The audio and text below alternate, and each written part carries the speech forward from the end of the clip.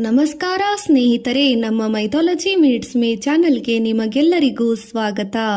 ಈಗ ನಾವು ತಿಳಿದುಕೊಳ್ಳಲಿರುವ ವಿಷಯ ಅಹಿಂಸೆ, ಸತ್ಯ, ತ್ಯಾಗ ಮತ್ತು ಆತ್ಮಜ್ಞಾನಕ್ಕೆ ಜೀವಂತ ಉದಾಹರಣೆಯಾದ ಮಹಾವೀರ್ ಅವರ ಜೀವನ ಮತ್ತು ಮಹತ್ವದ ಬಗ್ಗೆ ಅರಿಯೋಣ. ಮಹಾವೀರ್ ಜಯಂತಿ ಎಂದರೇನು? ಮಹಾವೀರ್ ಜಯಂತಿಯ ಆಚರಣೆ. ಈ ದಿನ ಜೈನರು ಹೇಗೆ ಆಚರಿಸುತ್ತಾರೆ? ದೇವಸ್ಥಾನಗಳಲ್ಲಿ ಪೂಜೆ, ಧಾರ್ಮಿಕ ಗ್ರಂಥ ಪಠಣ, ಮೆರವಣಿಗೆಗಳು, ಅನ್ನದಾನ, ದಾನ ಮತ್ತು ಸೇವಾ ಕಾರ್ಯಗಳನ್ನು, ಮಹಾವೀರರ ಸಂದೇಶಗಳನ್ನು ಜನರಿಗೆ ತಲುಪಿಸುವುದು ಈ ದಿನದ ಮುಖ್ಯ ಉದ್ದೇಶ. ಮಹಾವೀರ್ ಜಯಂತಿ ಎಂಬುದು ಜೈನ ಧರ್ಮದ ಅತ್ಯಂತ ಪ್ರಮುಖ ಹಬ್ಬ. ಇದು ಆಚರಿಸಲಾಗುವುದು ಮಾರ್ಚ್ 31. ಅವರ ಜನ್ಮದಿನದ ಅಂಗವಾಗಿ ಈ ಹಬ್ಬವನ್ನು ಭಾರತದಲ್ಲಷ್ಟೇ ಅಲ್ಲದೆ ಅನೇಕ ಜಗತ್ತಿನಲ್ಲಿ ದೇಶಗಳಲ್ಲಿ ಇರುವ ಜೈನ ಸಮುದಾಯಗಳು ಭಕ್ತಿಯಿಂದ ಆಚರಿಸುತ್ತಾರೆ. ಸಾಮಾನ್ಯವಾಗಿ ಇದು ಚೈತ್ರ ಮಾಸದ ಶುಕ್ಲ ಪಕ್ಷದ ತ್ರಯೋದಶಿ ದಿನ ಬರುತ್ತದೆ. ಮಹಾವೀರರ ಜನನ ಮತ್ತು ಬಾಲ್ಯ. ಮಹಾವೀರವರು ಕ್ರಿಸ್ತಕ ಪೂರ್ವ 5099ರಲ್ಲಿ ಜನಿಸಿದರು ಎಂದು ಹೇಳಲಾಗುತ್ತದೆ. ಜನ್ಮಸ್ಥಳ ಕುಂಡ ಗ್ರಾಮ, ಇಂದಿನ ಬಿಹಾರದ ರಾಜ್ಯದ ಭಾಗ. ಅವರ ತಂದೆ ಸಿದ್ಧಾರ್ಥ ರಾಜ, ತಾಯಿ ತ್ರಿಶಲಾದೇವಿ ಅವರು ಗರ್ಭಾವಸ್ಥೆಯಲ್ಲಿ 14 ಶುಭ ಸ್ವಪ್ನಗಳನ್ನು ಕಂಡರು ಎಂದು ಜೈನ ಗ್ರಂಥಗಳಲ್ಲಿ ಉಲ್ಲೇಖ ಇದೆ. ಇದು ಮಹಾನ್ ಆತ್ಮ ಜನ್ಮ ಪಡೆಯುತ್ತದೆ ಎಂಬ ಸೂಚನೆ. ಮಹಾವೀರರ ಬಾಲ್ಯದಲ್ಲಿ ಅವರು ಧೈರ್ಯ, ಶಾಂತಿ ಮತ್ತು ತ್ಯಾಗದ ಗುಣವನ್ನು ತೋರಿಸುತ್ತದೆ. ತ್ಯಾಗ ಮತ್ತು ಸನ್ಯಾಸ ಜೀವನ.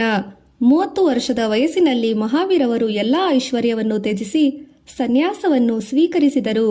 ಅವರು 12 ವರ್ಷಗಳ ಕಾಲ ಕಠಿಣ ತಪಸ್ಸು ಮಾಡಿದರು. ಬಿಸಿಲು, ಮಳೆ, ಹಸಿವು, ತೀವ್ರ ನೋವು ಎಲ್ಲವನ್ನೂ ಸಹಿಸಿದರು. ಅದು ಅವರ ಆತ್ಮಶುದ್ಧಿಗಾಗಿ ಮಾಡಿದ ಮಹಾಪ್ರಯತ್ನವಾಗಿತ್ತು. ಕೇವಲ ಜ್ಞಾನ, ಎನ್ಲೈಟ್ಮೆಂಟ್. 12 ವರ್ಷಗಳ ಕಾಲ ತಪಸ್ಸಿನ ನಂತರ ಮಹಾವೀರವರಿಗೆ ಕೇವಲ ಜ್ಞಾನ, ಸಂಪೂರ್ಣ ಜ್ಞಾನ ದೊರೆಯಿತು. ಈ ಕ್ಷಣದಿಂದ ಅವರು ತೀರ್ಥಂಕರ ಎಂದು ಕರೆಯಲ್ಪಟ್ಟರು. ಅವರು ಜನರಿಗೆ ಜೀವನದ ಸತ್ಯವನ್ನು ತಿಳಿಸಲು ಕೆಲಸವನ್ನು ಆರಂಭಿಸಿದರು. ಮಹಾವೀರರ ಉಪದೇಶಗಳು. ಮಹಾವೀರರು ಹೇಳಿದ ಪ್ರಮುಖ ತತ್ವಗಳು: ಅಹಿಂಸೆ, ಯಾವುದೇ ಜೀವಿಗೆ ಹಾನಿ ಮಾಡಬಾರದು, ಇದು ಅವರ ಅತ್ಯಂತ ಮುಖ್ಯ ಸಂದೇಶ. ಸತ್ಯ, ನಮ್ಮ ಮಾತುಗಳು ಸದಾ ಸತ್ಯವಾಗಿರಬೇಕು. ಅಸ್ತೇಯ, ಇತರರದ್ದು ಕದಿಯಬಾರದು.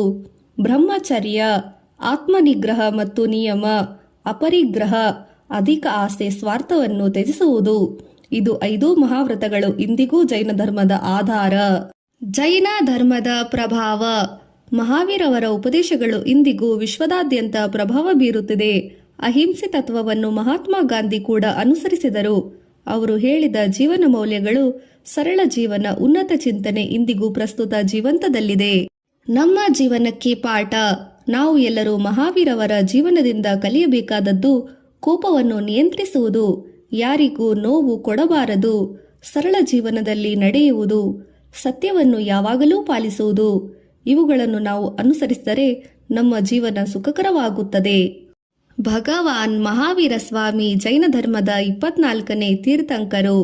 ಅವರು ಮಾನವ ಕುಲಕ್ಕೆ ಶಾಂತಿ ಮತ್ತು ಧರ್ಮದ ಮಾರ್ಗವನ್ನು ತೋರಿಸಿದ ಮಹಾನ್ ತತ್ವಜ್ಞಾನಿ. ಅವರು ಜನಿಸಿದ ಹೆಸರು ವರ್ಧಮಾನ. ಬಾಲ್ಯದಿಂದಲೇ ಅಸಾಧಾರಣ ಧೈರ್ಯ ಮತ್ತು ಜ್ಞಾನ ಹೊಂದಿದವರು. ಅವರಿಗೆ ರಾಜಕೀಯ ಜೀವನದಲ್ಲಿ ಯಾವುದೇ ಆಸಕ್ತಿ ಇರಲಿಲ್ಲ. ಅವರು ಸತ್ಯವನ್ನು ಹುಡುಕಲು ಬಯಸಿದರು. ಸುಖ ಸಂಪತ್ತನ್ನು ತ್ಯಜಿಸಿ ಜೀವನದ ನಿಜವಾದ ಅರ್ಥವನ್ನು ತಿಳಿಯಲು ಹೊರಟರು. 30ನೇ ವಯಸ್ಸಿನಲ್ಲಿ ಅವರು ಎಲ್ಲಾ ವೈಭವವನ್ನು ತ್ಯಜಿಸಿ ಸನ್ಯಾಸ ಜೀವನವನ್ನು ಸ್ವೀಕರಿಸಿದರು. ಮಹಾವೀರರು 12 ವರ್ಷಗಳ ಕಾಲ ಕಠಿಣ ತಪಸ್ಸು ಮಾಡಿದರು. ಅವರು ಮೌನ, ಉಪವಾಸ, ಧ್ಯಾನದಿಂದ ಜೀವನ ನಡೆಸಿದರು. ಅವರು ಅನುಭವಿಸಿದ ಕಷ್ಟಗಳು ತುಂಬಾ ಕಠಿಣವಾಗಿದ್ದರೂ ಅವರು ಯಾವಾಗಲೂ ಅಹಿಂಸೆ ಮತ್ತು ಸಹನೆಯನ್ನು ಕಳೆದುಕೊಂಡಿಲ್ಲ. ಕೊನೆಗೆ ಅವರಿಗೆ ಕೇವಲ ಜ್ಞಾನ ದೊರೆಯಿತು, ಅಂದರೆ ಸಂಪೂರ್ಣ ಜ್ಞಾನ, ಸತ್ಯದ ಅರಿವು. ಆ ಕ್ಷಣದಿಂದ ಅವರು ಮಹಾವೀರ ಎಂದೇ ಪ್ರಸಿದ್ಧರಾದರು. ಮಹಾವೀರ ಜಯಂತಿಯ ದಿನದಲ್ಲಿ ಜೈನ ಮಂದಿರಗಳಲ್ಲಿ ವಿಶೇಷ ಪೂಜೆ ನಡೆಯುತ್ತದೆ. ರಥಯಾತ್ರೆಗಳು ನಡೆಯುತ್ತವೆ. ಮಹಾವೀರರ ಉಪದೇಶಗಳನ್ನು ಓದಲಾಗುತ್ತದೆ. ಬಡವರಿಗೆ ಅನ್ನದಾನ ಮಾಡಲಾಗುತ್ತದೆ.